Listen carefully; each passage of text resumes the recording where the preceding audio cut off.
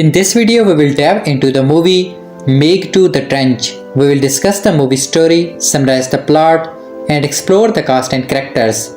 Additionally, we will cover the movie's production details and box office performance. Finally, we will share the reviews of the movie and our personal reactions. Let's begin with the movie story. The film opens during the Cretaceous period. Several creatures prey upon the smaller animals before a T-Rex goes after the litter but deadly dino-pterodactyls called snappers. Then the Meg leaps out of the water and cops down on the T-Rex before dragging its bloody corpse underwater. In the present day, Jonas Taylor, played by Jason Statham, emerges from a shipping container on a boat sailing across the Philippine Sea. He is there to stop a group of men from dumping toxic waste into the ocean. After gathering his information, he proceeds to beat down the goons before he jumps into the ocean and is saved by Mike, played by Cliff Curtis, and Regas, played by Melisande Mohat, in their chopper. At an oceanic institute in China, Jing is testing out an exosuit made for working underwater. He is the uncle of Ming and brother of Suan, who has passed away recently, and Jonas has stopped up as a parental figure to Ming. They attend an event for the institute headed by Joming's business partner Hilary's Driscoll. Joming pays tribute to Singh and their father and vows to continue ocean-based research in their honor. Joming then presents Heike, a captured megalodon that appears to respond to his commands. Meanwhile, Jonas notices a suspicious man named Montes eyeing him at the event. Joming tries to do a test where he uses a device to make noises that would keep Heike away from him. During the second run, Heike does not appear to listen, and the crew gets right for Joming until he re-enters the station unarmed. Jonas says Joming is being reckless and shows concern for Heike's behavior. When the crew leaves her unattended, Heike ends up breaking through the vents and swims into open waters.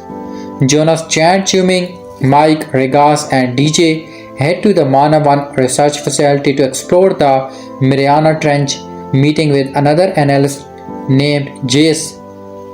Ming staws away despite Jonas telling her to stay behind for safety. While going underwater in a sub, the crew notice Heike has gone loose and is with two other Megs. Meanwhile, Montes is leading a mineral farming operation before noticing the Mana 1 crew nearby. He blows the whole thing up, killing his own crew and causing the other sub to crash. Montes then reports to Driscoll, his boss, who tells them that they need to prevent the Mana 1 crew from fighting their work at the station. After everyone picks themselves up, Mike, still at the station, determines that the sub was sabotaged. The crew exits the sub using the exosuits with limited oxygen to make it to the nearby station. One crew member, Lance, gets killed after being pulled away by an underwater creature, while another one, Sal, gets charmed by a Meg after pushing a fellow crew member away. As they arrive at the station, one other crew member, Curtis, has her suit implode before the water is drained since her helmet cracked. The crew then begins to look through the station to find a way to call for help. They turn on a video monitor and contact the station. When they learn that GS is part of Driscoll's team and has betrayed the others, she releases the escape pods they needed and orders Regas to shoot Jonas so that at least Ming can return. But Regas cannot bring herself to do so. Driscoll then speaks to the crew and reveals she is planning to steal Joming's technology for their operation. In order to get out, Jonas finds another sub and tries to drain the water out, but he passes out and is caught by Montes. He reveals he has a personal grudge with Jonas because he had him imprisoned a while back for his criminal activities. They get into a brief fight, but Jonas is able to get the crew onto the sub to get out of there. Meanwhile, Meg and DJ watch video footage showing Jazz sabotaging the sub and learning for her deception. Driscoll's mercenaries go after them, but the two manage to jump into the ocean to get away. Unfortunately, they are caught anyway. Jonas and the crew make it way to Manawan and fight the Marks to free Mac and DJ. The Megs then start making their way to the station as Montes rejoins Jess, who is his girlfriend. Jess speaks to Driscoll and ensures her that she is behind Meg-proof glass, and then one of the Megs jumps through it and swallows Jess whole, leaving Montes distraught. The situation then starts to take in water, so the crew boards a raft to get away.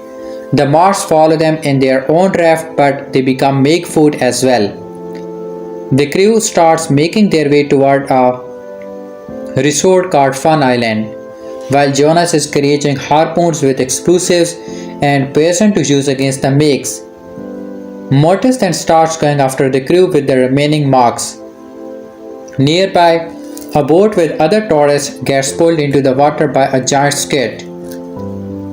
Discord and her team attempts to fly off the island only for the snappers to emerge.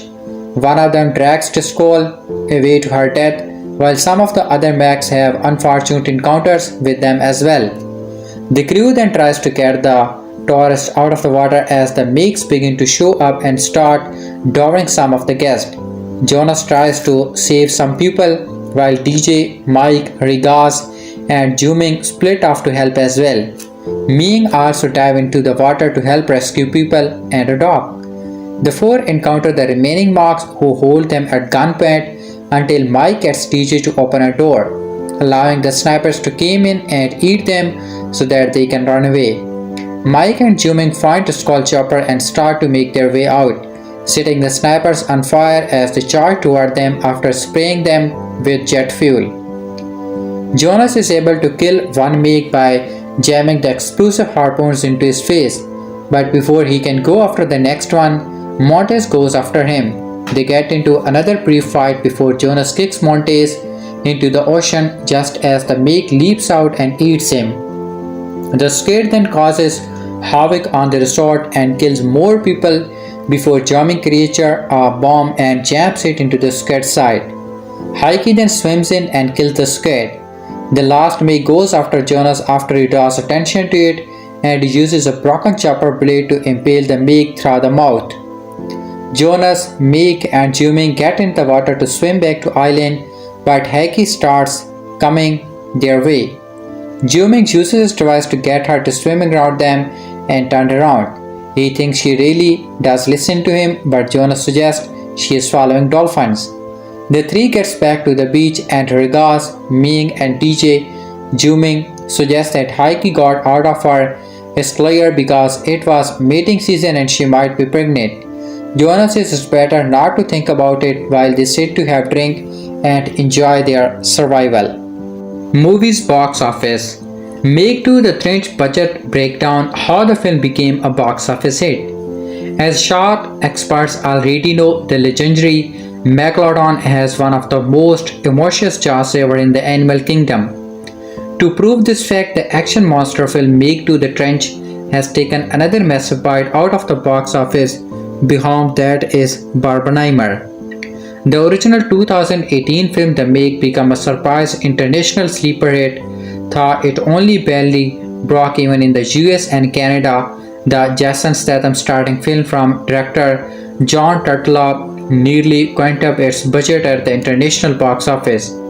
Whisper of a second film with more Megs, action, and Jason Statham had been floating around for quite some time. After numerous delays, Meg 2 The Trench has finally hit theaters, and if the opening weekend is any indication, history is primed to repeat itself with a big international run.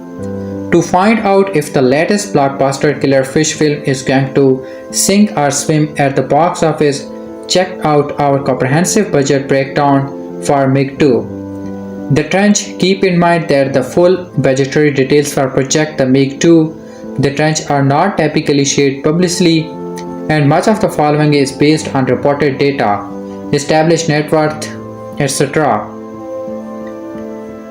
The Meg 2 is released on August 4, 2023. Budget for Meg 2 The Trench by department. Once again, fighting off patriotic shark is rough and gruff monster hunter Jonas Taylor, played once again by Fast and Furious franchise star Jason Statham. Ever since his breakout role in Joy Ritchie's Stock and Two Smoking Barrels and Snatch, Statham has become a powerful prey in the action world, starring in hits like The Transporter, The Italian Job, Crank, The Expendables, Fast and Furious 6, and more. This successful career has led to Statham giving a net worth of about 90 millions, which is more than half of the total budget for Meg 2, The Trench. Statham has more than likely paid more than his co-stars, likely around a minimum of $20 million.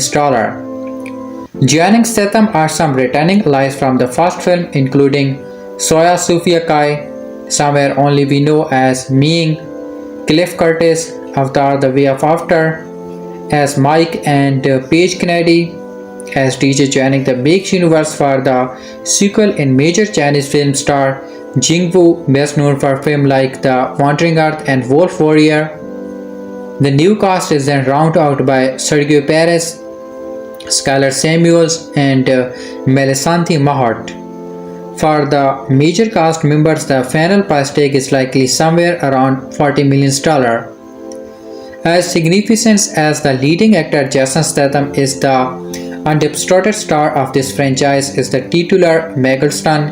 This time, however, Jonas Taylor faces up against not one, not two, but three colossal great white megalons plus a giant squid. Despite being a goofy movie about Big Shark, the original film's VFX team took incredible care to make an automatically correct and visually distant megalon. Their task essentially tripled in Meg 2, The Trench, through the reported budget for the sequel is actually $1 million less than its predecessors. Believe it or not, the cast and crew of Meg 2 The Trench did not actually travel to the depth of the ocean to film the blockbuster sequel. The trench-based and ocean-floor sets were reportedly created at Warner Bros. Discovery Studio in Burbank. Exterior shoots were also conducted in China and Thailand. The cost of promoting Meg 2 The Trench. Warner Bros. Discovery had their work cut out of them when marketing summer's most prominent film Barbie. That's not to say that Meg 2 The Trench got wholly left out. With the marketing campaign beginning about 2 months before its theatrical release, the series also got positive marketing synergy thanks to Discovery annual Shark Week event. Overall, marketing campaign for blockbuster like Meg 2 The Trench has a minimum advertising budget of $65 million, which is not included in the production budget. How much does Meg 2 The Trench need to make to break even? The total reported budget for Meg 2 The Trench is reportedly $129 million, which is about $1 million less than that the Meg cost to make. With a budget of $129 million and a marketing budget that likely range from $65 million to $100 million, Meg 2 The Trench will need to make somewhere between $194 million and $229 million to break even. The Meg 2 The Trench will likely need to make $388 million to $458 million to the international box office to be considered a financial success. How is Meg 2 The Trench doing at the box office so far? While Barbenheimer's unprecedented success is still dominating the food chain at the box office and has prevented Meg 2 The Trench's opening weekend from being a total feeding frenzy, the shark sequel still look a considerable chops in its theatrical debut. With a domestic take of about $35 million and a massive international total of over $145 million, Meg 2 The Trench has already made back its production budget and will likely break even as nearly as its second theatrical weekend. As of now, the film has made $384 million worldwide. A great haul considering not only competing with Barbie and Oppenheimer but also the likes of the superhero film Blue Beetle and the sports biopic Gran Turismo. How do Meg 2 The Trench box office projection compare to other 2023 blockbusters. Summer 2023 has been an unusual season for the box office. Big budget films like The Flash, Indiana Jones and the Dial of Disney, and Haunted Mansion become unprecedented box office bombs, potentially losing more than $1 billion considering their budget. Thankfully, Barbie and Oppenheimer came in to create an incredible double feature combo, shattering records with Barbie crossing the $1 billion milestone and Oppenheimer repeatedly extended its 70 theatrical run. While Meg 2 The Trench probably will not catch up to that dynamic duo, it's still looking like it will be one of the more impressively profitable films of this unusual blockbuster season.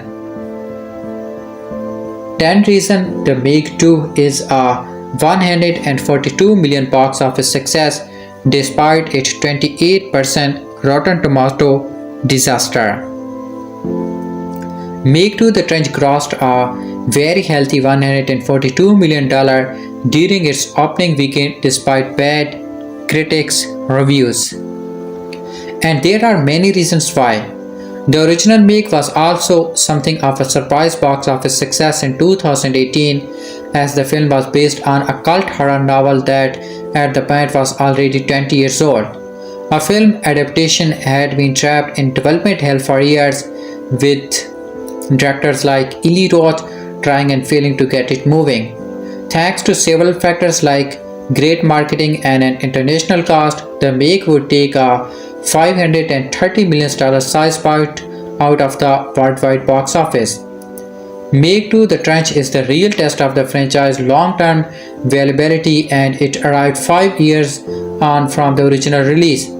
The sequel surfaced to some poor reviews. The Meg 2 receives only 28% on Rotten Tomatoes.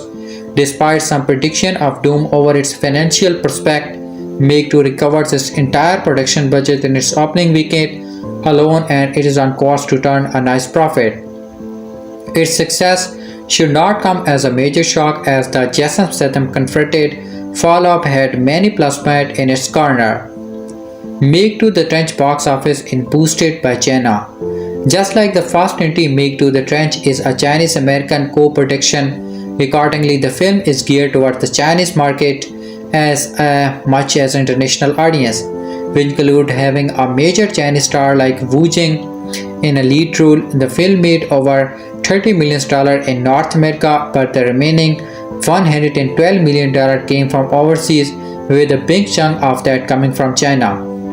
It should be noted that the Meg 2 series gets around Chinese film quota that rejects many American blockbusters by virtue of the fact the series is 100% Chinese owned and is considered a Chinese production made for a global audience. Meg 2's reviews were always unlikely to impact people seeing it. Rotten Tomatoes scores should never be the sole metric of the film's critical reception. That said, Meg 2's measly 28% score is an indicator of how disliked the sequel is among major critics.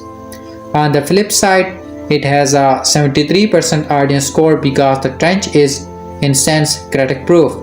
Meg 2 is a film that essentially sold on its poster that is Statham fighting a giant shark. Those who enjoyed the Meg wanted more of the same, and there's a beautiful simplicity to Meg's 2 premise that makes it a prototypical popcorn flick. Meg 2 The Trench offers something different to recent summer release. Meg 2 The Trench takes audience even further into the titular Mariana Trench, an exquisite underwater film filled with some nasty monster. In addition to just being visually distinct from its rival, Meg 2 just offers moviegoers something different. It doesn't have a plotted runtime, a large cast of characters, or a complicated, time-hopping narrative to keep track of. Instead, it's a true switch-your-brain of kind of summer blockbuster that delivers on its core concept within the long run right. Meg 2 The Trench is far from flawless, but there's something to be said for the film that offers some good old-fashioned cheap thrill. Meg 2 has strong franchise box office pedigree. The Meg was the sort of blockbuster that tended to evaporate from people's mind a week or so after they saw it. Even so, the film was a genuine big hit, especially for the first entry in a potential franchise. Meg 2 The Trench builds on that success and audience awareness with the marketing, making it clear that while the sequel is offering more of the same, it was still adding new monster and threat to a proven concept. Meg 2 had excellent marketing. According to an interview via Variety with Catherine Jing, CIO of Meg co-producers CMC Pictures, the original box office came in sequel part from China, America and the rest of the world. While international box office contributed to the Meg's shock success, it should be reminded that the film had a fantastic marketing campaign, complete with tongue-in-cheek posters and trailers. Meg 2 The Trench largely repeated this tactic, and again, Jason Statham via John Shark really lets viewers know what kind of movie they are buying a ticket for. Meg 2 is one of 2023's cheaper blockbusters. Outside of the Barbenheimer phenomenon, 2023 has been a poor year for blockbusters thus far. Many have underperformed or outright bombed, with the likes of Indiana Jones and The Dial of Disney or The Flash having inflated budget to board. In comparison, Meg 2 The Trench was produced for a relatively reasonable sum of 140 millions, meaning it had less of an uphill battle to turn a profit. Combined with its genre-friendly nature, The Trench has practically guaranteed to at least make it money back. Meg 2 had no franchise baggage for audience. 2023 has had a summer filled with a lot of sequels, including Indiana Jones 5, Transformer, The Rise of the Beast and Fast X. That means audience coming to theater are expected to do some homework first, including brushing up on the lore and backstory for each franchise. Meg 2 The Trench requires none of this, and reviews don't even need to save the original film to understand the sequel.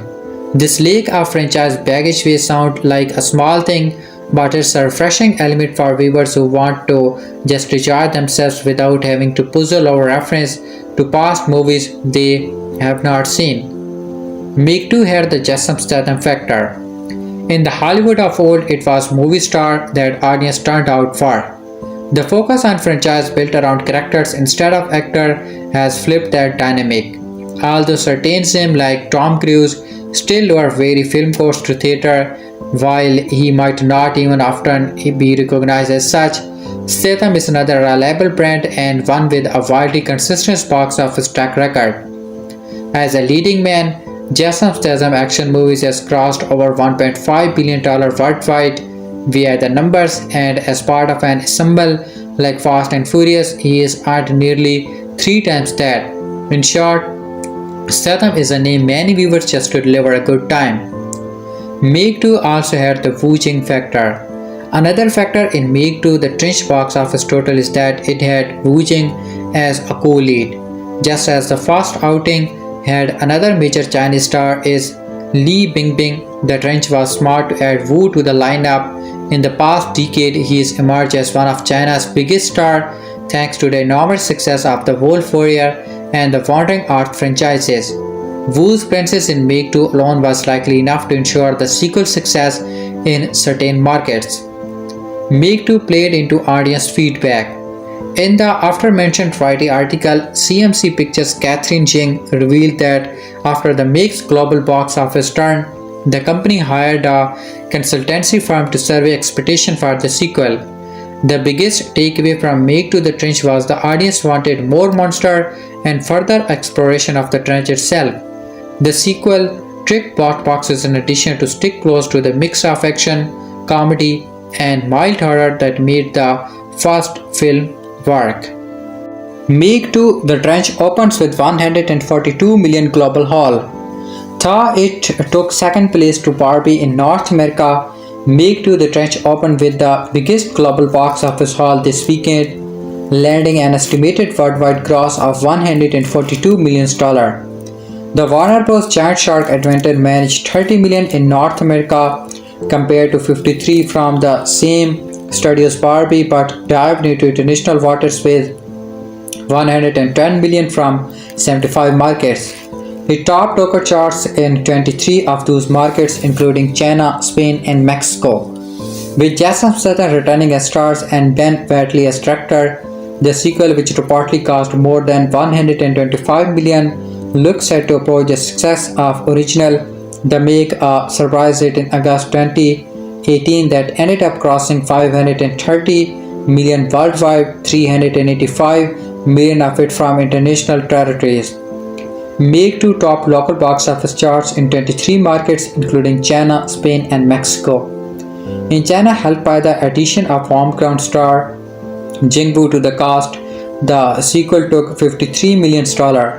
The original ended up with $153 million from China, whose Flagship Entertainment was a co-producer on both films. Other top markets for the sequel were Mexico with 7.6 million, the UK with 5.1 million, France with 4.5, and Spain and Germany each with $3.4 million. Warner reported that in like-for-like markets and using current exchange rates, Meg 2 is tracking 5% ahead of the Meg and 6% ahead of Transformers Rise of the Beast. Across Western Europe, said Warner, the sequel came in 12% ahead of the original open weekend with 62% ahead of Transformers The Rise of Beasts. Barbie passed $1 billion in third weekend. In its third weekend, Warner Bros. Barbie crossed an estimated $127 million worldwide, pushing the box office phenomenon past the billion mark to a globally total so far of $1.03 billion. In North America, Barbie dropped 43% with a weekend take of $53 million for a domestic total of date $459 million. Internationally, it looked $74 million, down 41% from 69 market for a total of $572 million. The Meg 2, The Trench, plunges past impressive international number at global box office. Warner Bros. The Meg 2 Trench continues to exceed expectations as it's reaching into the depth of the global box office. The film has now generated $256 million worldwide, an impressive figure given its release window at the height of the Barbenheimer craze. Through 2 weekends in theater, the Jason Statham top-line film has brought in $54 million at the domestic box office. This is unsurprising given the aforementioned favor of Warner Bros., Barbie and Universal's Oppenheimer, which are both continuing to dominate the American box office. Meg 2 came in 4th in the United States this weekend, also lagging behind Paramount's Teenage Mutant Ninja Turtle Ninja Meme. However, Meg 2 is doing much better overseas and its global total is spot thanks to other countries, in particular China. The film has generated an international total of $202 million, with $69 million of this coming from Chinese cinemas. Meg 2 has done so well overseas that the film's international cumulative total passed $150 million days before its second weekend in theaters. The success of Meg 2 in China is not a complete surprise, as the film, which is a co-production between China and the US, benefited from a heavy Warner Bros. Marketing campaign in the region and had its world premiere at the Shanghai International Film Festival. The film also features an impressive Chinese cast alongside Statham, including Wu Jin, Sofia Kai and more. Can Meg 2 catch the first film's box office total? While the $256 million total, that is nothing to fret about, it is still only half of what the Meg 2 brought is during its theatrical run in 2018 with a total of $530 million. However, given that Meg 2 is the only in its second weekend in theater, it will likely have at least another month of widespread release globally, allowing it to continue bringing in the dollars. The film has already almost doubled its budget, which is estimated to be around $130 million, and looks to continue dominating at the Chinese box office. This is also not a previously unseen phenomenon, as the Meg also did extremely well in China, ending its box office run with $153 million more than the film made in the United States. Meg 2 sees Statham reprise his role from the first film as Jonas Taylor, a deep-sea diver who is tasked with taking down a group of man-eating megalodon sharks. The plane goes awry when a number of other hellish sea creatures emerge from the ocean. Sea creatures emerge from the shortened depth from an antagonist mining explosion. The film also stars Paige Kennedy, Sergio Perez, Cliff Curtis, Skylar Samuel, and Sienna Gollery. Meg 2 was directed by Ben Wheatley from a screenplay by John Heber, Erich Heber, and Dean Gorgrace, which was itself based on the 1999 novel The Trench by Steve Alten. The film is a co-production from Chinese-based CMC Pictures, Apple's Entertainment, DF Pictures, and D. Bavarancha Picture, and was produced by Charlie Reed, Bailey Ori, Cliff Lanning, and Lorenzo D. Meg 2 The Trench is now playing in theaters. 2023 already proved what Jason Statham's biggest movie franchise really is. Actor star Jason Statham had been awarded with some massive film series in his career, but thanks to the success of Meg 2 The Trench, we know what this is his biggest franchise really is. Ever since Statham started in The Transporter back in 2002, he has been a part of some of the more iconic action franchises of the 20th century.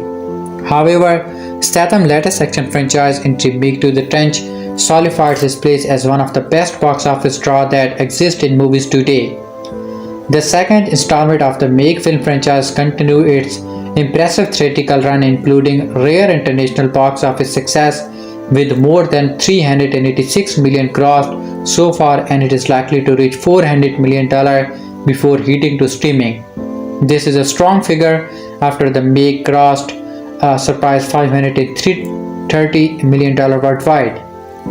As fans love the concept of Jason Statham as a deep-sea diver and rescuer who battle ancient creatures from the bottom of the ocean, earning almost $1 billion together, the Meg films can now be called Statham's more impressive franchise. Meg 2's box office success is more impressive than Fast X despite being less. The $400 million that Meg 2 The Trench is projected to make as it is finished its theatrical run is far less than Jason Statham's other franchise hit from 2023.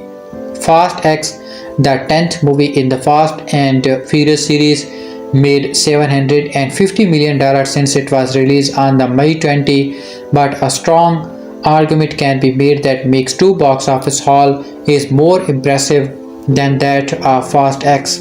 The Vin Diesel lead car racing action franchise has a 20-year history, and its latest include several big-name co-stars including Statham, John Cena, Helen Mirren, Barry Lerner, and Charlie Theron. Meg 2, on the other hand, it's just the second film in its franchise. It has a nice storyline and it does not feature any other A-list performer. The box office performance of Meg 2 may be several $100 million less than Fast X, but the movie maintains 75% of the box office of the original film.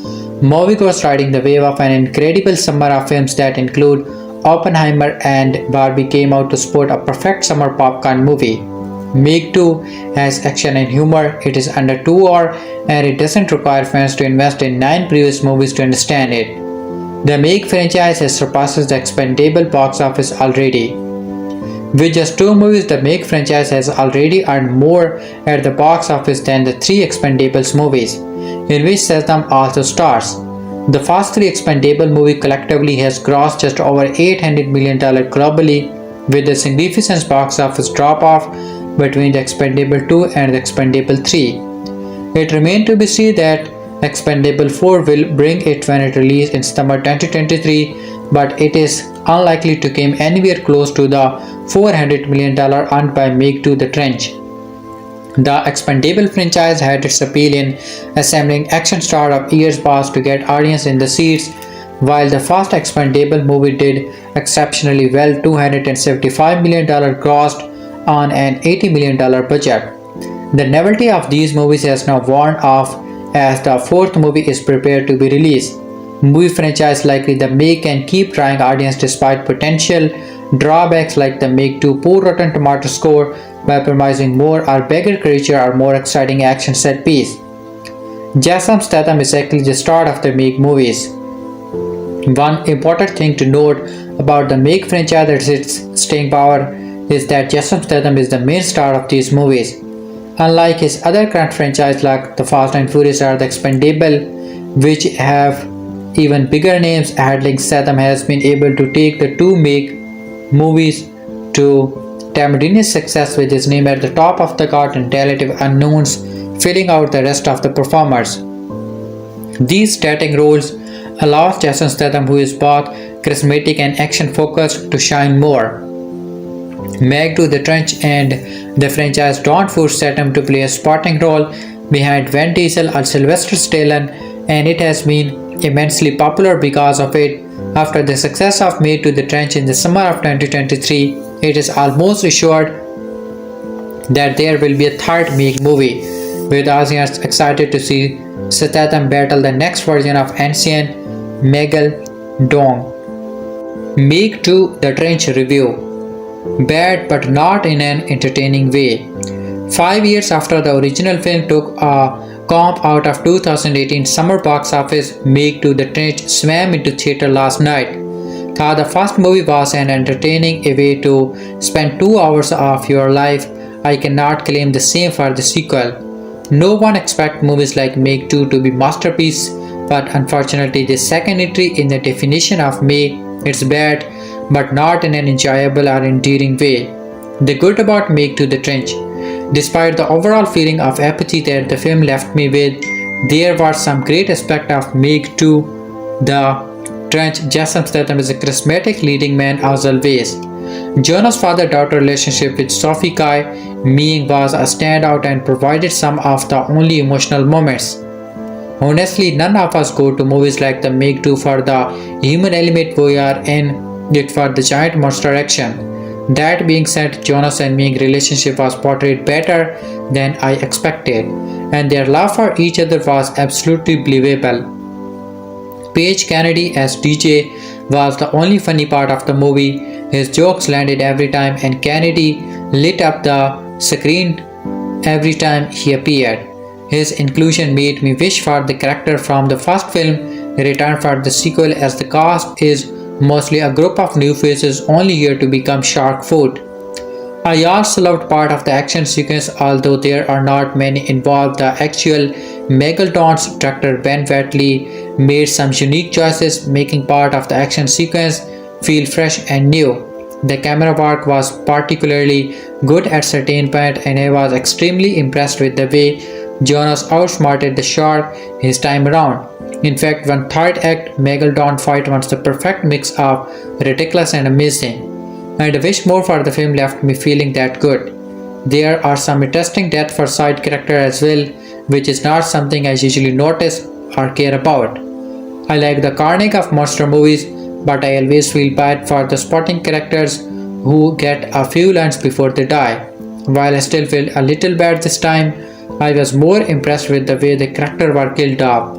Contrary to your expectation, not all of them are eaten by giant megalodons. So, with interesting action sequence and fun characters, what's not to like? Well, unfortunately, there's a lot of mediocrity running throughout the rest of the film. Most of the characters are uninteresting and thinly written. The identity of the whole SWAT in the group is intensely obvious from the second the concept is introduced. Supporting characters you miss from the first film are unceremoniously killed off screen. Most of the actors' travel line is a settled and awkward manner with hardly any jokes landing. I saw the films as a packed theater and only DJ jokes got a few weeks love. But more upsetting is a curious lake of megalodons in Meg 2. There's a pack of 3 sharks supposedly terrorizing our core group, but they are off screen for a large portion of the movie. In fact, it's other hotter creature that get the majority of the action scene. I respect the attempt to broaden the monster action But if I watch a movie called Meg 2, I am expecting the megalons to be the main star. I don't want to see amphibious reptiles attacking everyone in sight every 10 minutes, especially not during the finale when the giant shark should be getting the spotlight. On that note, there's so little megalon carnage in this film that you have seen practically all of it in the trailer. It's no wonder the trailer essentially shows to the entire film there's no other megalon footage to use to market the movie. I was disappointed in the final after pretty decent first and second facts. The megalons we as human fight in this film don't live up to the first film at all, except for the very end when they meet their match. Uninteresting tropes in Meg 2 The Trench. Nothing in Meg 2 feels particularly unique aside from the way some of the action is shot. The plot is generic and the dialogue is boring. The movie reaches level of utter ridiculous that take scenes from entertaining to bring. It feels like you have seen this film 10 times already, and that not just because it's a sequel. Some sequence came straight out of the Jurassic Park films, but not because there's a T-Rex in the opening scene. There are certain moments they are expert rip-off for the better films to such a distracting degree that you wonder if Meg 2 would have been better as a matter party film in the vein of Sharknado. Again, no one expects a masterpiece from a film like the Meg 2 The Trench, but at a very fast least, the audience expect to walk away having had a fun 2 hours at a movie theater. I don't exactly regret going to see the film, but I also could have used those 2 hours of my life better. Nothing in this film was particularly unique, fun or exciting, and that's something no one say about the first Meg film. It's baffling to think Warner Bros. Spent an estimated $129 million making his unnecessary sequel, especially compared to their recent Jerapot Barbie which only cost $15 million more. Aside from a weak attempt to an environmental protection theme to the story, Meg 2 The Trench has nothing to say. If there's nothing to say and barely anything to entertain audience, what is the point of the film existing?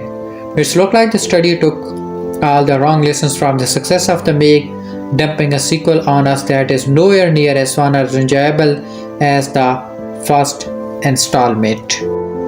A relationship, I think, is like a shark, says Woody Allen in Annie Hall. It has to constantly move forward or it dies. Data franchises a prologue set into the Cretaceous period hints that Meg 2 The Trench will exceed the enjoyably track tricky of the 2018 Seaborn Master movie by going wider and wilder, a suspicion encouraged by the president of Ben Wheatley, a field in England, as director. In fact, the sequel alternatively treads water and splashes around frantically in search of an identity.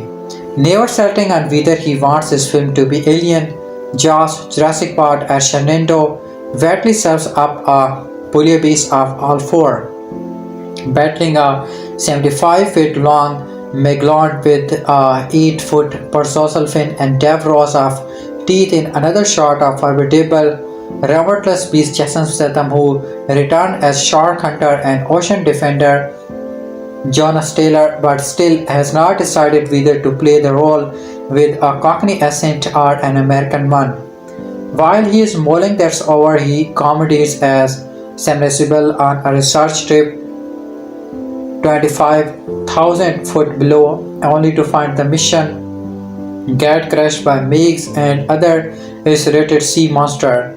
It's the multiplicity of threats that succumbs any possible scares, everything from a giant squid and vertebrator like land dowling lizards to a double-crossing entrepreneur and a gang of rough miners leave the Meg playing the second fiddle in its own film. Matter have come to a pretty pass where audience and character alike see an exploding head as little more than a minor setback.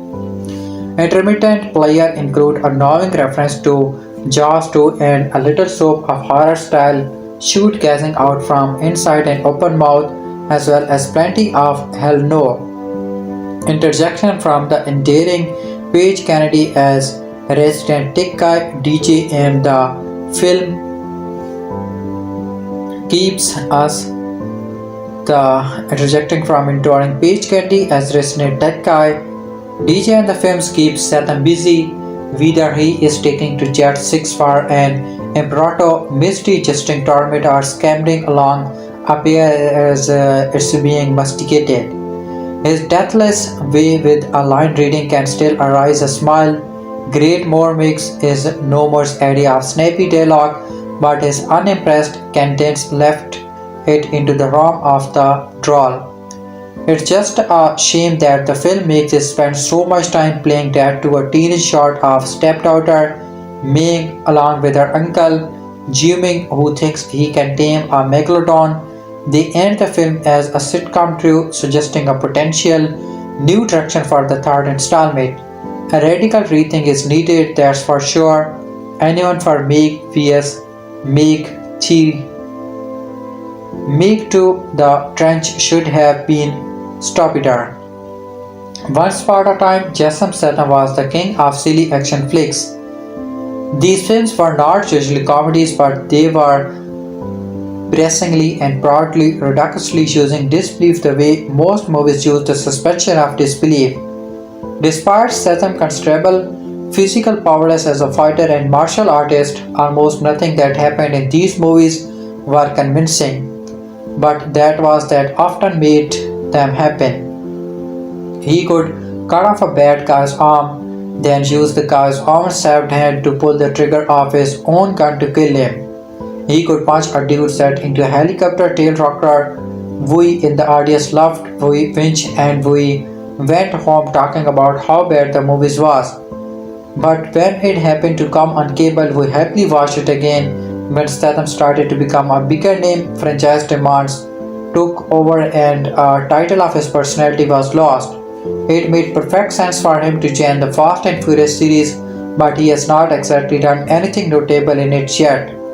That native version of Statham can be briefly glimpsed at moments in Meg 2 The Trench, but predictably he has to take a backseat to the giant sea creature in this one.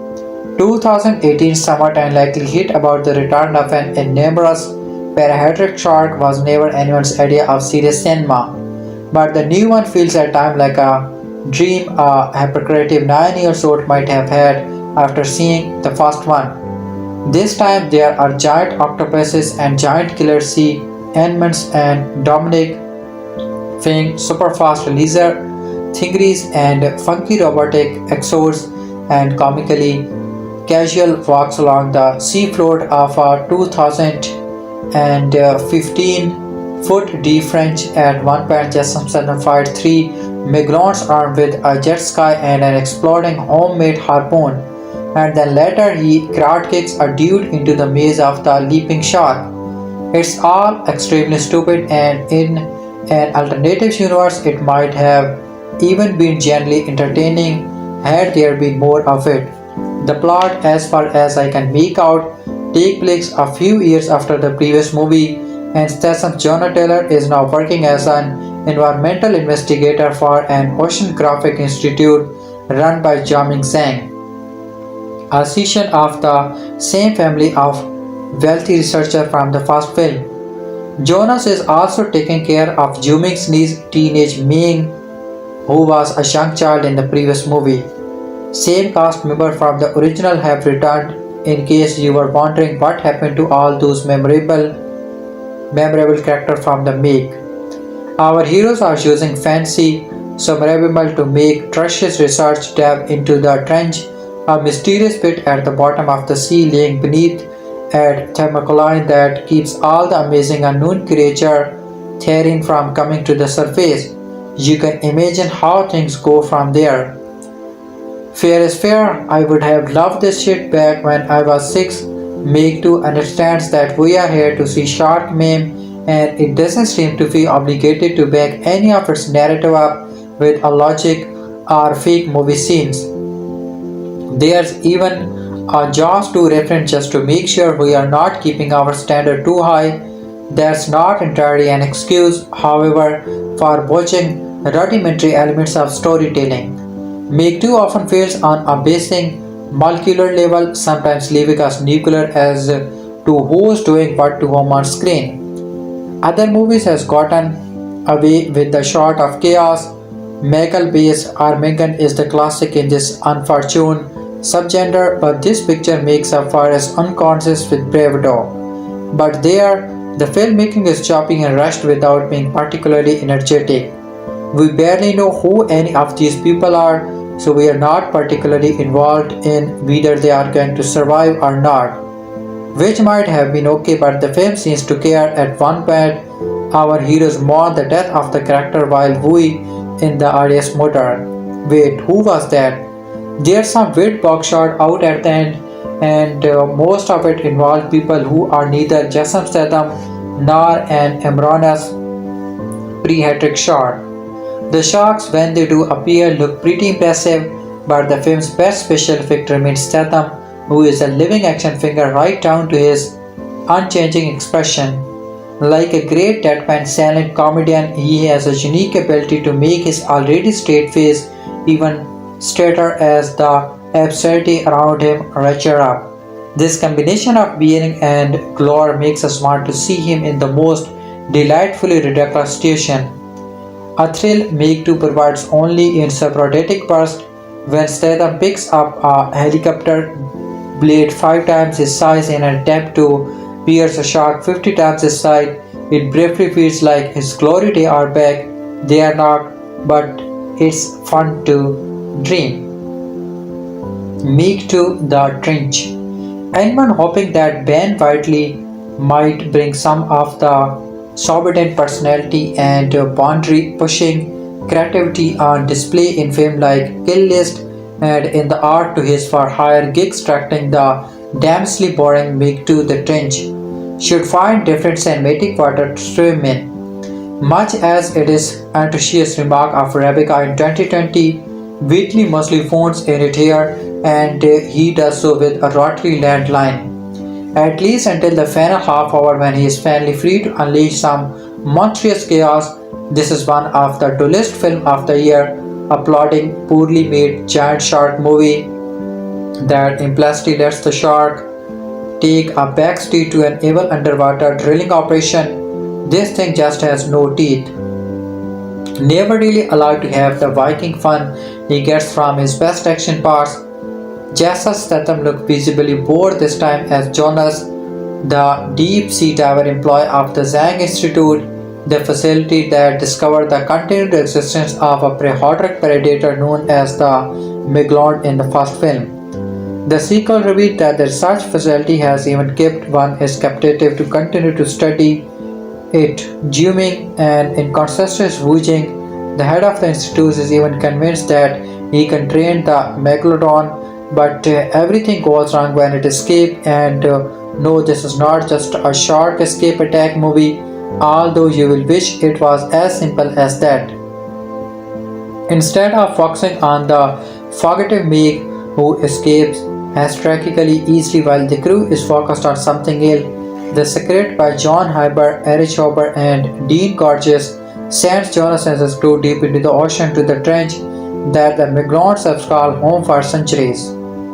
On their way into the murky, poorly shot ocean, seriously, Wheatley's answer to recreating underwater photography is just to turn the lighting down. They discover other megalodons, but they are nothing compared to the evil Homers who also happen to be in the trench, mining it for resources. Yes, Jonas and his team stumble upon an illegal operation in the middle of the ocean, which lead to their vices being destroyed. A sequence in which they are forced to walk the ocean floor to a facility is one of the most poorly executed in years. It almost felt real time. A few performances less character got charmed or blown up, but most of the Fox tension is saved for Ming, Sophia K, who survived the first film and became the main creature Jonas tries to keep alive. It barely a spoiler to say that Jonas, Jiming, Ming, and a few others eventually make it big above the surface, freeing the facility now overrun with soldiers for a reason I could not possibly care enough to explain. They head to a resort called Fall Island, and almost 90 minutes into this maze, the trench finally get a little fun. You see the underwater explosion destroy the temperature shield that had kept things like a giant octopus away from terrorist. Finally, Wheatley and his team get to have a little fun, but it's far too little and far too late. Even the action heavy final section of the trench barely seems like a production trying to have a good time. How do you make a movie about jet seeking Jason Statham throwing harpoons at giant sharks and do it with such little joy? This is a bizarrely inert film with none of Wealthy's shark humor or vicious skill and horror. It almost like he just gave up and undoing anything interesting when he found out that he could not make it R-rated. Cliff Curtis and Paige Kennedy develop a strange buddy comedy action vibe later on that almost worked, but it feels a different movie from the rest of the action.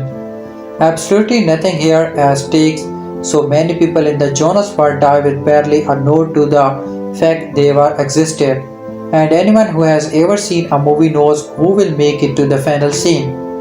Of course, that's not always a problem. We go to giant shark movies knowing Jason Statham will save the day, so it becomes about execution instead of originality, and maybe that's why Wheatley falls so flat here.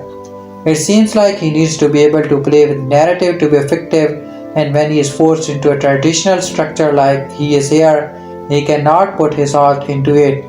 He just checked out and goes through the motions. Early in the film, Jing gives a speech with the quote about how man is only limited by his imagination. Too bad the movie that follows has so little of it. When an evil mining operation unearthed prehistoric beasts from the ocean depths, including multiple megalodons, rescue diver Jonas Taylor must suit up to face the return of an old enemy. 2018, the Meg overcame meddling reviews, including one from yours truly, to become an unlikely global success at the box office. Like its producers, Meg to the Trench is based on the novel by author Steve Alten, and what's exciting to genre fan in that the great Ben Wheatley is behind the camera. For those who may not know his work, Wheatley is widely considered one of the UK's best genre director, with him having made Kill List, Streets, Free Fire, High Rise, and recently the Netflix remake of Rebecca. This is different from him because it's a big budget image movie. How does this fare compared to the original? Honestly, it's a mixed bag. While Wheatley adds a little camp to the film's final act, here the Megs and other creatures attack the ironically named Fun Island. The PG-13 rating means it's never get too grand, goggle as scary. Wheatley and his writer, who returned from the original, seem to have given up on the idea of making it quasi-horror, with them doubling down on the action. Like the first film, this is a China co-production due to her complicated situation at home. The film's original co-lead, Lee Bingbing, has been killed off. Instead, her character's brother Jing, played by Jing, takes over as the secondary heir to Jason Statham Jonas, who is now raising Song's daughter as his own, a returning Sophia Kai. Of course, when Jonas and Jing are called to investigate the titular trench in mini-subs, she takes along only for those things to go awry. In a note to the physical parts of the two lead, there's a more physical action in this one than in the first film. The movie has a handful of human bad guys with a deliberately over-the-top Sina Glocke playing the heartless CEO of an evil corporation that wants to raid the trench for priceless mineral. She has hired a crew of mercenaries led by the psychotic Montes, who wants revenge on Jonas for putting him in jail years earlier. More bad guys with gun means that Statham and Jing get to use some martial art to fight them off, in addition to the CG animated creatures. What's interesting is how the movie is edited with a few weeks and some reordering. I bet you can make a version of the Meg 2 where Jing is the primary hero and Statham is secondary, rather than vice versa. Indeed, the Chinese version is said to be longer, and one wonder how different the finished film are. Jing is a traffic action star, but he really struggled with his English dialogue. to the point that he probably should have been looped. He is quite hard to understand. This is not the first time he is act in English with him effective in SPL2 or Time for Consequences, but in that film his limit grasp of the language was written into the script. Here he is supposed to be conserving easily but is terribly stiff. Statham plays Statham, with him is invariable as ever, but he is having a good time in the lead and has a couple of great one-liners. One issue I had with Meg to the Trench is that the cinematography is not as good as in the original. DP Tom Stan grossly shoot the film, but he did not return for this one, and it now looks like any old action movie. I saw it in a ludicrous format called ScreenX, which opens up the aspect ratio during the action scenes but adds absolutely nothing to the film. In the end, Meg 2 The Trench is mixed bag. More action should mean more fun, but despite more creature, it feels like more of a B movie than the first one did. Ben Wheatley is one heck of the director, but he is a gun for hire here, and the movie doesn't have the gonzo touches he is brought to everything else he has made. It's a passable entertaining but has not much than that. It would have been a great little B movie had they learned into the Carnic more, but instead it's a mostly just a generic action flick and a disappointing continuation of a franchise that's never been as outraged or as it should be. Meg 2 The Trench Review. Where do I begin? I am all in for a fun summer short movie. In fact, I love in the first Meg. I think it is an exciting film that has some great moments with the malevolent suspense and characters you can somewhat get behind. It's tight and contained, it knows what it is. That is why I am heartbroken to say that Meg to the Trench truly is one of the most disappointing movies of the years. In the film, Jonas Taylor leads a research team on an exploratory dive into the deepest depth of the ocean. There's a voice spiral into chaos when a malevolent mining operation threatens their mission and forces them into a high-stakes battle for survival. Pitted against colossal, prehistoric shark and returner's environment voluntarily, they must outrun, outsmart, and outswim their merciless predators. The character and performance. The performances in the movies are mediocre at best. Jason Statham is fine. He is essentially the one saving grace for this one. He is basically plays in this movie the exact type of characters you would see is one of his larger scale action movies. Hence lies problem number one. Statham character is a researcher. In this movie, for some reason, he suddenly knows mixed martial art and all short of other high scale moves. While I understand that Statham in real life is trained in MMA fighting and indeed incredibly stealthy, it did not work for when this character. It did not work for me with this character. Outside of Statham, the character here are as bland as they come.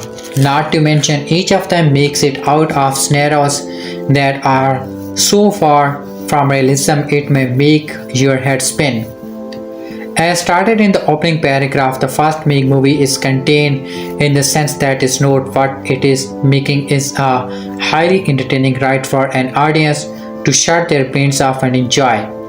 Its focus was on just a shark. Here the script sees so far away from just shark but brings in a kraken and dinosaurs as already difficult fight. While on paper making the scope larger might be a decent idea, the other creatures simply do not fit here. It seems like it is supposed to create more suspense for the side character to have creatures to fight against, while Jonas is fighting the three Megs, but I honestly could care less about it. The director and cinematography of the movie.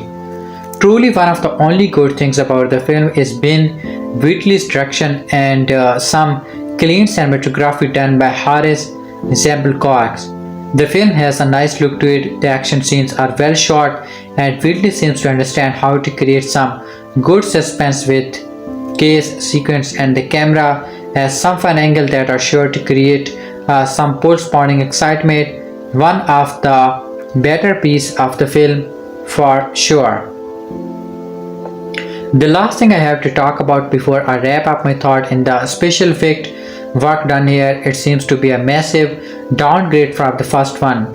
There are some effects that take me out or moments that are supposed to be suspenseful, but because of the look of what I was watching, I could not feel any more. One scene, there is a really visually appealing scene on a beach where we get an angle is one of the Meg's mouth as it chomps away as it lunch, which was really nice stuff.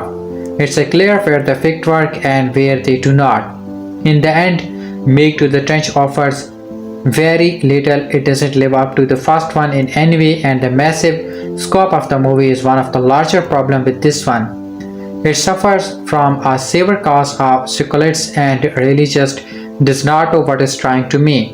Maybe if they make a Meg 3, they can loop back around in the sole focus of shot, but until this one is forgettable. Meg 2 The Trench reviews more sharks, less bites. The movie made phenomenon of Barbenheimer has been a thrilling reminder that audience can still embrace the movie theater experience, turning up in audience drop when they are offered something new and adventurous. It also been powerful evidence that the film that are not film-like sequel can succeed in a way that too many recent cookie-cutter franchise films have not. But will all that go down as a lesson for the future or a giant emulate? We probably should not kid ourselves. The Meg to the Trench is a trivial, if not unwatchable, piece of semi-portrait's big-budget chunk. But arriving just 2 weeks after Barbenheimer, it stands as a piscis synonym for what mainstream movies has been for the last 20 years, and what they will likely continue to be. A cash grab sequel to a canonical knockoff, check on that aims securely at the lowest common denominator, check. Visual effect that steamroll what was once down as character development, check. The Meg 2 is numbing for Moloch promptly Trevor and for a few scratches like the over the third act top, diverting its very shamelessness. It is, in other words, all an August movie really needs to be, but there's a way that the line between August movies and movies period is growing thinner every day. 5 summers ago, the Meg was an oversized, underimagined Jaws knockoff that didn't have the deserves to be more than a hockey piece of blockbuster nostalgia. But the Meg 2 tries to up the ante so that for all it patched together returners, we are made to watch it and think, look at what a wild summer box it is. A perilogue set during the Cretaceous period 65 million years ago, present as with the dino version of dog-eat-dogs in this case. A scavenger sea lizard eats a reggie fish, then a T-Rex shows up and goes its thing until the rear apex predator arrives and McLaurence the perihotric shark that makes the great white shark of Jaws look like a meadow. Leaping onto the beach, the Meg shows down on the T-Rex as if it were snack food.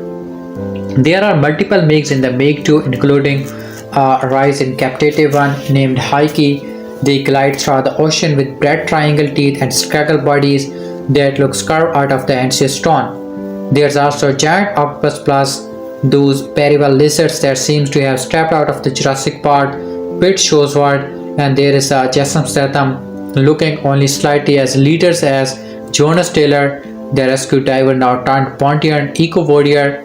The film also featured the Chinese martial art film superstar Jing, whose as Sesame colleague doesn't get much in the way of action scenes.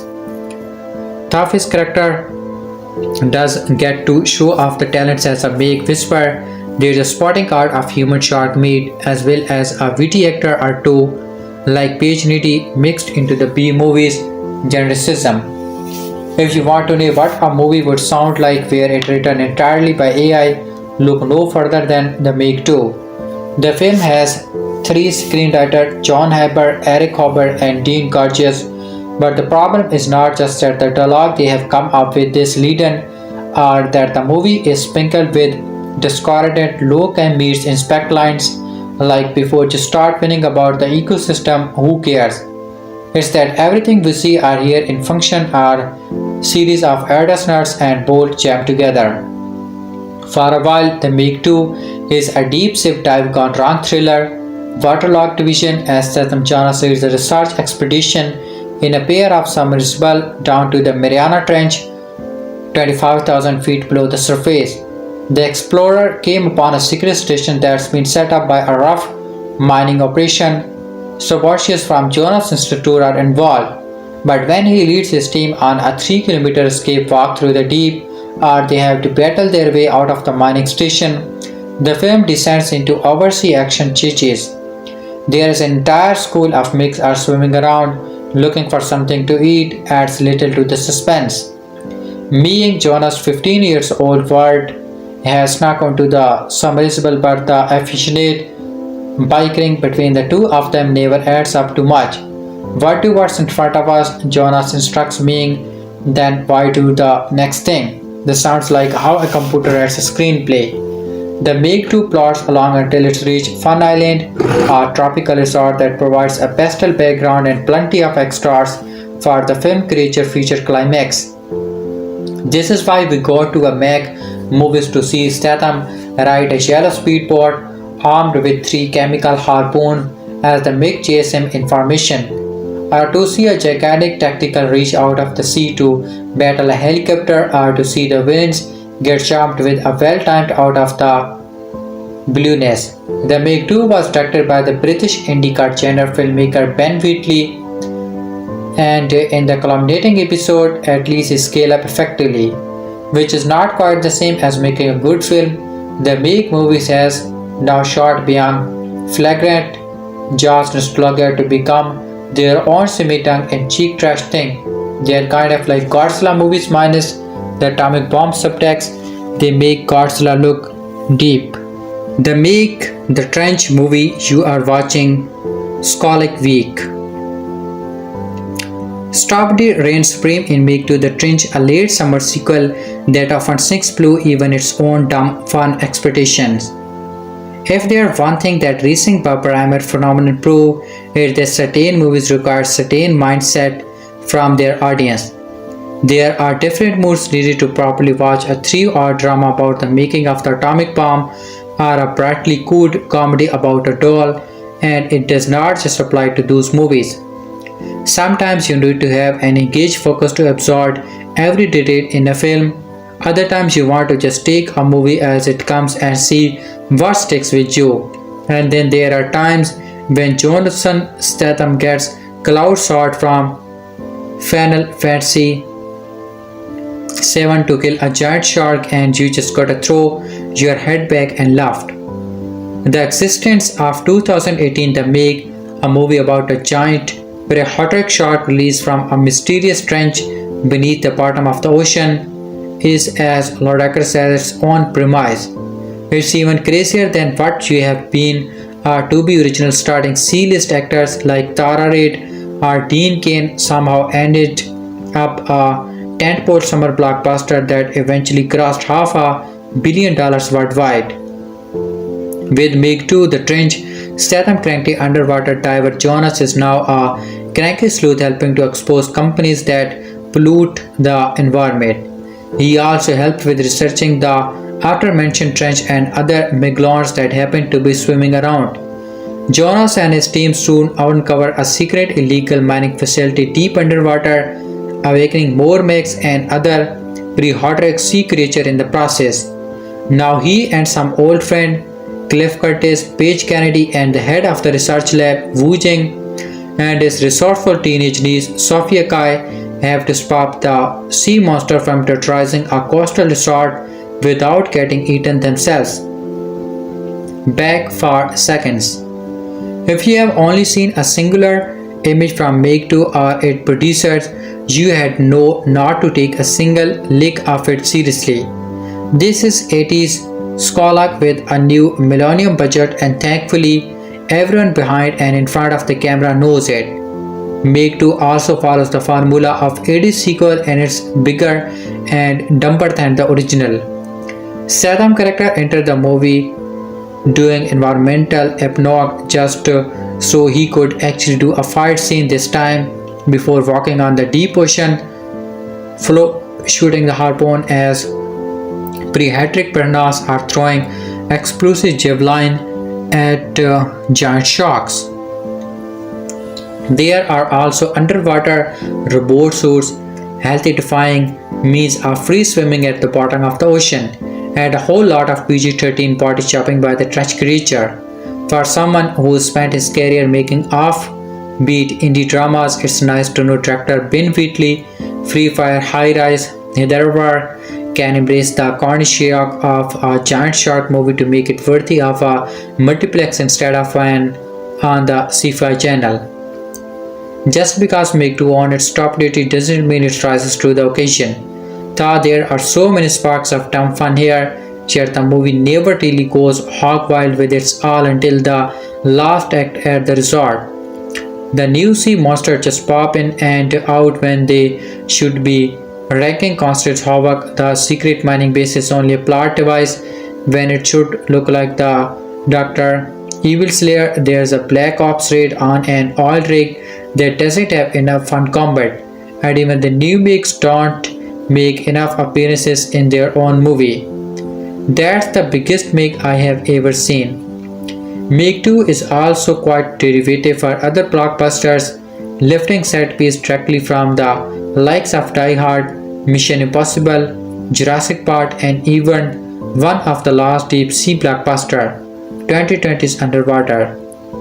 It may seem unfair to ask a dumb movie to let itself get dumber, but the franchise, if you can call it that, already gave up any sense of legitimate tension or horror from the jump, so it might as well double down on its own creative stupidity. It doesn't have the almost every actor involved has the charisma of Chum Statham is exception, of course, facing very ludicrous challenge the movie threw at him with his well-earned machismo and touches of enjoyment. It helped that he actually gets to act like an action star his time around with his kung fu kicks and manly jet skywriting poise.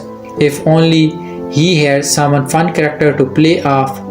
The first make had a solid cast of B-list supporting actors, Robbie Ross, Ren Wilson, Winston Chow, bringing levity to the rage top make casting team, none of which returned to the sequel of some odd reason. Evenly Bingbing Statham love interest last time is given an off-screen death for no good reason, leaving our star no one to bond with aside from the computer-generated fish. Sophia Kai, Lee's daughter last time, tries her hardest as Statham foster kid. But the cookie smart kid drop can only go so far. Cliff Curtis and Paige Kennedy, the only other returning actor, have a handful of fun moments, and even Chinese action star Wu Jing, the wandering art Wolf Warrior, brings energy desperately needed to be distributed to the rest of the feature. The bottom line. There are two ways to judge Meg 2 The Trench. On a grown-up technical level, it's another classic case of a sequel that wants to go bigger than but gets to plot it to hold its own weight. On a dumb Sherlock level, The Trench mostly makes good on its promises of more shock carnage and goofy water-based buffoonery. It's still a shame that the movie didn't have a little bit more budget or gravity or even gore to turn it into a true trash masterpiece like Bad Boys 2. But at least it doesn't sink to the hanging-out bottom of the Sherkando series. Meg 2 does not deserve the distinction of being a movie you need to turn your brain off for. No movies does, because then how will anyone register whether a film is good or not if they are watching it like a mindless zombie? The film just wants you to have fun, and even if it's got dumb ways of doing it, isn't it fun to set up your mind stupidly once in a while? The Meg 2 Trench is now playing in theater everywhere. You can watch the movie easily. Meg 2 The Trench's ending once again proves that megalodons are no match for the apex predator known as Jason Statham. Meg 2 picks up a few years on from the original Meg's ending where Jonas and his Manavan team go on another expedition into the Mariana Trench, only to run into trouble from three Megs and discovering an illegal mining base on the bottom. After becoming stranded and managing to escape using one of the base submersible, they find that an explosion has tipped a hole in the thermocline layer of the trench, allowing the Megs and other creatures to escape. Megs 2 ending sees the crew in a race against time to protect tourists on nearby Fun Island. In addition to killing the escape trench monster, they also have to dock mercenaries hired by the trench villain Driscoll, who wants to silence them after they found her base. Needless to say, the escape monsters eat most of the villains, while Statham and his crew take care of the beasts themselves, bar one. They then celebrate their victory with drinks on the beach, knowing they will likely have to deal with more Megs in the near future. Why Jonas kills two Megs but the third Meg lives? When Meg 2, the trench opens, it's revealed that years before the Manavan team found a baby malevolent they called Heike and raised her in captivity. In fact, it hides a escape that forces Jonas and his crew into the trench, kicking the story into motion. Below, they discover two other giant sharks, including one Jonas tapped the biggest megalodon anyone has ever seen. This crew of Megs causes no one of problems and eat a fair amount of tourists at Fun Island before Jonas can stop the buffet. To distract the megalodons from their food, Jonas hopes on a jet ski and lowers them away from the island. He also rigs some harpoons with explosive and kills one of the Megs by stabbing it in the head, which promptly explode. The big shark is more of a hustle for poor Jonas. But in Megs 2's ending, he uses a helicopter blade and splashes it in the water to attract its attention before using the blade to stab the charging monster in the brain. Meg 2, the Trench Cast franchise newcomer Wu Jing as Jing, the uncle of Jing, who had been training Heike not to attack using a special clicker. After Jonas has slain the other two Megalons, Heike returns to attack. She launches straight at Jing, but while it looks like the clicker is not going to work, the signal gets through to her and she turns away at the last second. Heike then swims away to parts unknown. Makes two villains plot and mole plan explain what they wanted. Meg 2 adds a villain plot to spice things up with Manavan investors to solve using the team researchers at cover for her true goals. She established a base at the bottom of the trench so she can mine a rare mineral that can only be found there and is worth billions. This operation is overseen by Montas, a mark with a personal grudge against Jonas for getting him thrown in prison on a previous operation. The Manavan crew uncovering the secret mining operation was not part of Dracula's plan, so she ordered Montas and her mole within the group to silence them. Meg 2 mole is eventually revealed to be Jace, who substituted the rescue sub. Jace is also romantically involved with Montes, and the only Montes she gave Jonas for her betrayal being the money involved. Karma marks overtime in Jace's case, as when the Megs escape the trench, she gets a little too close to a Meg-proof window, which is quickly broken with a Megalon smashes through and eats her. For those who watched Megs 2, the smashing death was spoiled already. Did any other creature escape from the trench? In addition to the three Megalons that follow Jonas and the others through the broken Megalon layer, some other beasties escape from the bottom too. The first is a giant squid which also makes its way to Fun Island and starts snaking on tourists. While Jonas is busy with the Megalon, it's up to Jing to take care of the squid. In this case, he is given some assistance by a hungry Meg. Some man-eating emphasizing lizards also come to shore on Fun Island and they prove surprisingly useful in demonstrating the mercenaries haunting Jonas and co. They also grab Meg 2 villains Driscoll as she tries to escape via a helicopter. A combination of explosive and gunfire takes care of these nasty lizards. Meg 2 teases Heike is pregnant, setting up Meg 3's story. Jing eventually reasoned that Heike escaped captivity and was so eager to return to the trench because it was mating season, and the crew is then given a front row seat to Heike getting very friendly with the other Megs. In the final scene, Jonas and Jing discuss the possibility Heike is pregnant and they may soon have more Megs to deal with. They decide that a heritage for another day and just decide to celebrate their victory and get drunk. While Meg 2 doesn't confirm it, Heike is likely pregnant and the world will soon have to deal with more megalons swimming around. Not only that, it's probably that other creatures have escaped from the trench with the later books in Arthur Steve Alten's Meg series featuring aquatic creatures like the Leprotian or the Colossal. With the layer separating the world from the trench now ripped open, the Meg 3 will have plenty of other theaters for Jonas to deal with. How makes 2 ending different from the Trench book? While Hunter's novel The Trench borrows superficial similarities to Meg 2 movie, their stories play out quite differently. The most obvious story beat the share is a Meg escaping captivity so it can mate, but outside of featuring Statham Jonas or Cliff Curtis Meg, other major book characters like Jonas' wife Terry or Energy Mockle villain Bandit singers are absent. There's also a key book subplot involving a Crossers attacking submarine that is missing from the movie sequel.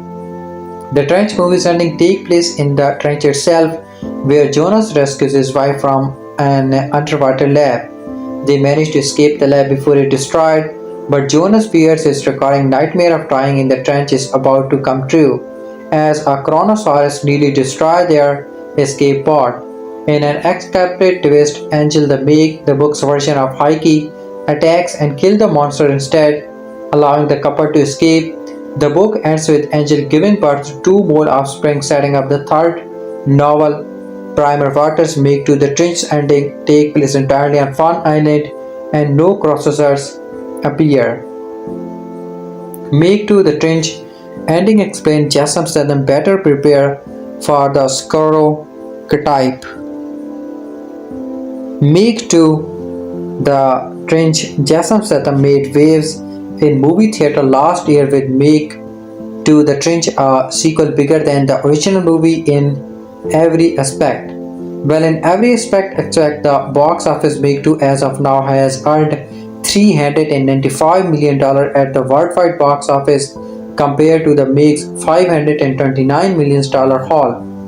In his second visit to the trench where prehistoric megalon sharks roam free, Statham must also fight against a group of human mercenaries led by the devious Montes. Furthermore, Meg 2 revealed there are moles inside the Manaman Marine Research Station, undermining the excellent work its scientists do. Finally, in the 6th year between the Meg and Meg 2, Manaman technology involves so much that both heroes and villains have fancy new toys to play with. So whether you already cast this way in theater or stepping into the ocean for the first time now that Meg 2 is available to stream on Netflix, it's okay if you feel drawn in information by the time the credit roll, especially after the chaotic third act battle involving all the main characters in the movie, human or otherwise. That's why we have prepared our handy guide to break down the main events of Meg 2 the Trench and explain what happened in the breathtaking ending. What's the secret base inside the trench? In the time between the Meg and Meg 2 the Trench, Manaman's researchers have developed submarines loaded with electrical charges and exoskeleton that allow divers to walk freely on the ocean floor, ignoring the crushing pressure of 25,000 feet of water above their heads. With the continually they can keep megalons at bay, Manaman's crew has been exploring the uncharted lands under the ocean's thermocline and documenting all the new species of plant and animal that live in the darkest corner of our blue planet. However, right at the beginning of Meg 2 the Trench, Jonas Taylor and his teammates end up in a new continent of the trench only to discover a secret underwater station there. The underwater fortress is a mining station overseen by Montes, a mercenary with a grudge against Jonas. After the events of the Meg, Jonas began to work as an eco-friendly James Bond, infiltrating criminal organizations to expose their crimes against nature. Due to Jonas' efforts to keep the ocean clean, Montes spent 2 years in prison, which gives the villain a personal reason to go against Statham's phoning hero. Yet that's not the reason why Mortis is at the underwater station. The mercenary was sent there by an investor of Mana 1, who has been using the researcher's technology for her mining operation. Since big industry have not yet explored the trench, extracting rare mineral worth billions of dollars is relatively easy as long as the mercenaries remain hidden. To protect his business from Jonas' intervention, Montes blows up the trench, buying the Manaman's status in the rubble. That kickstarts the movie's main events as Jonas and his crewmates try to survive while their oxygen slowly depletes and the creature of the trench mistake them for food. Who was the mole inside Manaman? The secret mining operation would not be successful without someone inside Manaman feeding the mercenaries information. While Jonas leads the survivor of Mortis' explosion to safety, Mike, DJ, and Jazz do everything they can to reveal who's the mole in Manaman. The trio takes a long time to access the footage that shows who destroyed the rescue submarine and traps Jonas in trench after the explosion. Unfortunately, when Mac finally downloads the footage from a satellite backup, he learns Jazz is the saboteur. While Meg 2 the trench doesn't explain this when Jazz has been a traitor, we do see her sharing a loving kiss with Montes, which means they were in a romantic relationship before she gets eaten by a megalon. That and the money from the illegal mining operations are sufficient reason for Jazz to betray her co-workers and help steal technology from Manawan, who dies in Meg 2 the trench final battle. When he blows up the trench to bury Jonas, Montes accidentally creates a temporary hole in the thermocline that allows the pre-hotter creature to escape.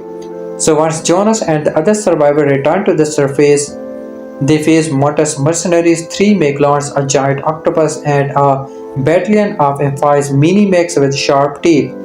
The final battle between all the parties happens in the appropriately named Fun Island.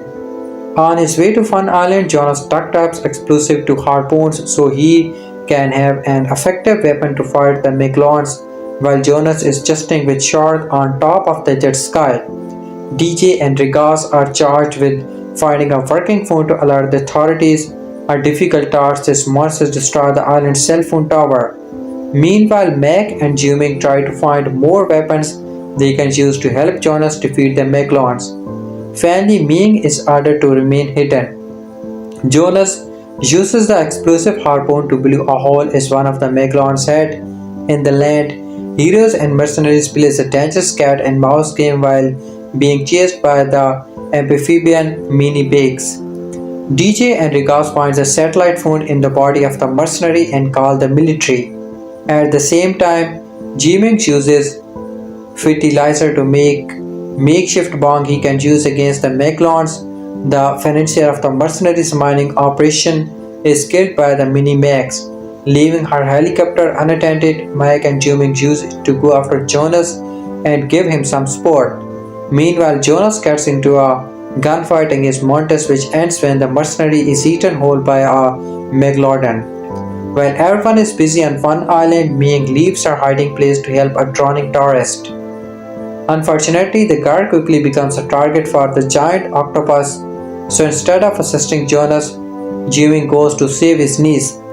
The octopus crashes the helicopter, leaving Mike stranded in the ocean. At his turn, Jimmy rescues Ming and uses his makeshift explosive to try to slay the beast. Unfortunately, the octopus survives. Jimmy is assumed to be devoured when he is saved by Haki, the megalon he helped to ride since she was a baby. Haki shared the giant octopus while Jimmy escaped. What happened at the end of Meg 2 the trench? When Jonas realizes Meg is in trouble, he rescues his friend. Using Statham muscle and prepture rig, Jonas raises one of the helicopter's blades, waiting patiently for a second megalon to jump in his direction and be impaled by the sharp object. There's only one megalon left, Heike. At first, it seems like Heike will devour the heroes. However, Jiming uses a clicker to give the giant shark the order to swim away. Heike obeys, which Jiming interrupts as the fruit of his successful training. For Jonas, that only means Heike saw a group of dolphins that seems juicier than the human. The authorities came to Fun Island after the fight is over. So just to recap, Montes, the mercenaries and their financier were killed by the Megalons or the mini Megs. One Megalon is blown to pieces by Jonas with explosive harpoons. The second Megalon died after being impaled by a helicopter blade, plus the giant octopus get ripped apart by Heike. Finally, all the mini Megs get shot down by the mercenaries or heroes. DJ even shots the last mini Beaks to protect Ming once she returned to the beach with Pippin, the same dog who survived the first movie's event. It's a happy ending for the heroes, but danger still lurks. What happened to Haki, the friendly Megalon? At the beginning of Meg 2, the trench, we meet Heike, a Megalon raised in captivity. 1 week before the movie begins, Heike begins to behave erratically and disobey her training commands. On evening, Heike escapes her cage when Jonas and Jing depart to investigate the trench. They cross paths with Heike. They decide to follow the shore, which eventually leads them to the mercenaries' secret base. More importantly, they discover Heike has been misbehaving because it's mating season for Megalons. So there's a high chance Heike mated with another Megalon and is now pregnant. Since Heike is alive and free in the ocean, she could give birth to hundreds of hungry Megalons before the next movie.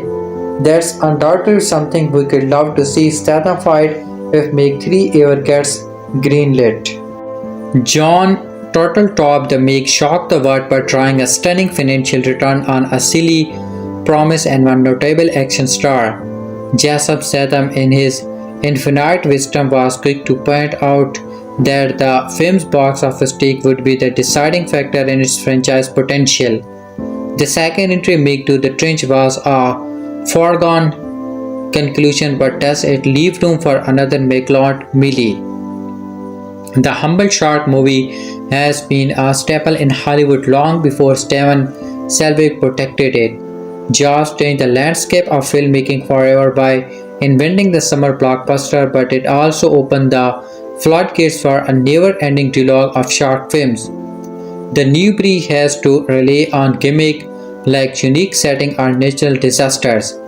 The Meg and its reading sequel may have selected the most straightforward selling point.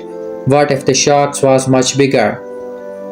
What is Meg to the Trench about? After the events of the Meg, former rescue diver Jonas Taylor has become something of a celebrity.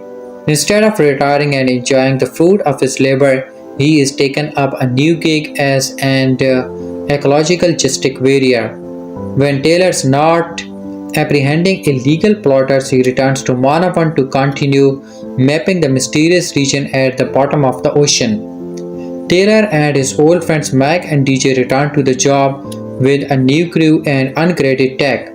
Taylor's love interest from the previous film tragically died off screen, leaving him the primary guardian of 14-year-old Ming. Ming's uncle Jing creates a fleet of mechanizing diving suits that enable humans to survive the pressure of the depth. In the meantime, he is also training a Megalon shark named Heike who responds his commands. She has been behaving oddly despite years of education. Taylor, Jing, and several other divers prepare for a routine excursion to the titular trench. The Manaman team discovers a research bed at the bottom of the trench, an area they thought accessible only to them. Heike escapes, revealing that it's mating season for Megalons. They encountered Montes, the insidious leader for a secret mining operation.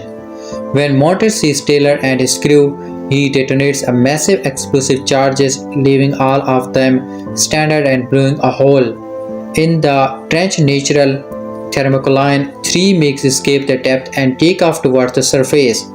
The Manaman divers must walk 3 kilometers at the bottom of the ocean to reach the undersea base. They swiftly uncover that the rescue vessel has been subject. There's a mole inside Manaman, threatened on all sides by strange marine life. Taylor, Ming, Jing, and Taylor's co-pilot rigs reach the undersea base. They have lost several friends and colleagues along the way. Taylor discovers the base has been damaged and abandoned, but its escape pods offer them a way home. After reaching the pods, the room locks down. Jace, one of the workers on Manaman, video calls the team, reveals herself as a traitor, and discards all the escape vessels. She turns over the mic to the group's mysterious benefactor, Driscoll. She explained that her financial backing of Manaman was a play to steal Joming's technology and plunder the ocean for profit. Driscoll sets a team of mercenaries on Manaman to capture or kill disloyal crew members, forcing Mike and DJ to hide. Taylor and Jing escape the base by stealing a submersible and taking off for Manaman. One of the giant sharks smashes through the protective glass, killing Jace and guilting everyone aboard Manaman. Taylor, Jing, Ming, Regis, Mike, and DJ must outwit the mercenaries and deal with the escape Megs. How does Meg 2 The Trench end? A few action scenes later, Taylor and his friends are on a rowboat away from Manaman. Jing reasons that the Megs will head towards the nearest landmass, a massive tropical resort called Fun Island. The mercenaries follow Taylor to the resort. The island is populated by ambitious Meg pups who quickly start picking off the mercenaries, and a rebel pup devours Driscoll. Jonas takes to the sea on a jetty with 3 explosive harpoons to deal with the Megs. Ming and Gigas try to save vacationers from the sea. Mike and Jing fight a giant squid while plotting a stolen helicopter. Taylor kills one Meg with a harpoon, a second Meg, which turns out to be Heike, attack and devours the squid to save Jing. Taylor kills Montes by kicking him into a Meg's mouth. He then kills the final Megalons by picking up a helicopter blade and letting it impale itself. Taylor, Jing, and Meg float in the ocean as a Meg approaches. Jing identifies her as Heike and uses his clicker to convince her to back off. Taylor and Mike maintain that the shark is not friendly. Taylor, Jing, Ming, Regis, Meg, and DJ relax on the beach and share a drink after their victory. Is Meg 2 The Trench ending different from the book?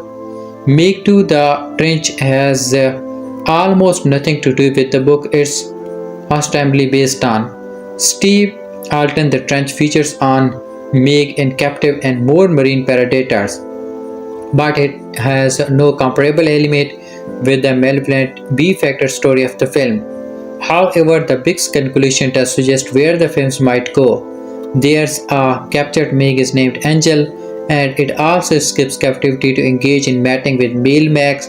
In the final pages of the book, Angel gives birth to 2 pups. Look out of the Meg 3, in which Taylor might have a family of Megalons on his side.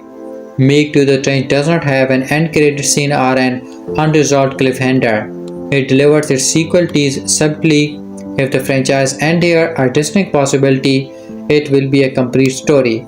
There's a plenty of room for a third entry, Meg to deliver the same kind of a set piece driven storytelling fans would expect. In Meg 2 The Trench, Jason Statham Jonas once more has to stop giant shark from devouring pockets of vacationer outside of China. This time, he has more human enemies to contend with in the modern spin of the Jaws franchise. It's all thanks to his company having an evil investors, Sani Glorious Driscoll. She sent a secret team down into the trench for illegal metal mining, which leads to an explosion that creates a hole in the thermal barrier that keeps the creature in their habitat. Meg 2's final results in 2 Megalons coming up to meet Heike, the shark Jonas' company raised as a baby. In quick time, the shark go on a rampage at Fun Island. Thankfully, Jonas' colleague rally with him, leading to another bloody ending that defies logic the way the Fast and Furious movies do. Meg 2 leads to a monster war. Meg 2 has many battles happening on the island and offshore as well. Jonas uses explosive harpoons and a jet ski to confront one Meg and blew its head off. However, Driscoll's mercenaries Montes comes after Jonas due to an old vendetta. Luckily, Jonas kicks him into a sharp spot, ending him in a funnel that takes villain out in brutal fashion.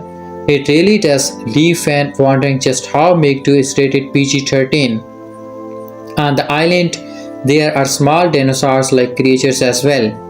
They maul Driscoll and her assassins in an arc that nods to Jurassic Park. Thankfully, Jonas' crews incinerates or shoots this creature dead. As for Jonas, he is given the lion's share of sea action, which results in him using the blade of a fallen helicopter in the water to impale the second Meg. Luckily, Heike opts not to eat the person who trained it in Jing. After munching on a giant octopus that comes up, the Megalon swims away and leaves Jonas thinking she followed the school of dolphins. Jing is adamant, however, that she listened to his sonic signal after years of bonding. Ultimately, Jonas is glad to be back on island, taking care of Ming, whom he adopted after the first film. All is concerned about how is his family. However, they know Heike is most likely pregnant, but that's a Meg chase for another day. Meg 2 does Heike an injustice. The Meg 2's ending packs in a lot. While the first film focused on Jonas' team hunting two Megalons, the Meg 2 barely shows any creature for the first hours. But in the second half, it chalks so much at viewers at the membrane and Breacher. Rather than take his convoluted approach with white humans and Akuju, the better option would have been to dive into the tree shark and Heike, turning on them. She didn't eat jamming in the tank earlier on despite the Santic playing God. It's a very much akin to Deep Lucy, suggesting a character portrait with Heike and her loyalty was the better option. It would have learned more into the Megalon wanting the freedom to go down to the trench for mating season and why she eventually chooses Jing over her kind. Instead, the dinosaurs muddy the plot along with the stereotypical evil sadist arc, throw in the giant octopus in wandering Jing, his attempts to blow it up, and Heike killing it. Everything is spread too thin on a creative level. Meg 2 would have been better serviced by focusing on Heike, her bond with Jing, and why Jonas is cynical. This way, Jonas' moral compass could have been worked, addressing if he does want to kill a loyal, pregnant Megalon, one who was scared her whole life and who is only now just trying to understand her place in nature and the food chain. Ultimately, Meg 2 diminishes the potential of the big arc it started out with, ignoring the substance of Heike in what could have been a thought-provoking man vs monster adventure. Meg 2 The Trench ending explained.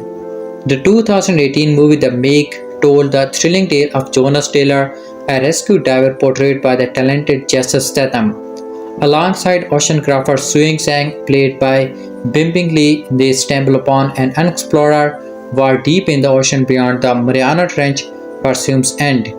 Their discovery leads to the awakening of the living Megalon shark, wreaking havoc on a nearby beach until they manage to stop it. The much-awaited sequel to the Ben Wheatley's The Meg 2 The Trench continues the story about plugging into the oblivious and ominous ocean depth. Additionally featured in the movie are Cliff Curtis, Wingju, Soya Sofiake, and Paige Kinney. The film begins with a flashback to the Cretaceous period, showcasing the priority of nature as predator became prey and the Meg eventually triumphed. The movie's central theme that nature cannot be entirely domesticated or tamed is explored in this way, tangled well of twists and turns. In order to explain how the predator-prey cycle that results in the Meg conquest came to be, Meg 2 The Trench letter takes the audience back to the Cretaceous period. This prepares the audience for the movie's major subject, the uncompromising force of nature. Despite our attempts to control and shape the natural world, it remains unpredictable and unruly. The narrative picks up with the character from the last film who are still alive. While Suying's unexpected death puts her daughter Ming in Jonas' care, he and Mike have been focused on covert operation against sea pirates. Juming Ming's uncle has improved Manawan on underwater research facility and even mentored Meg a hostage.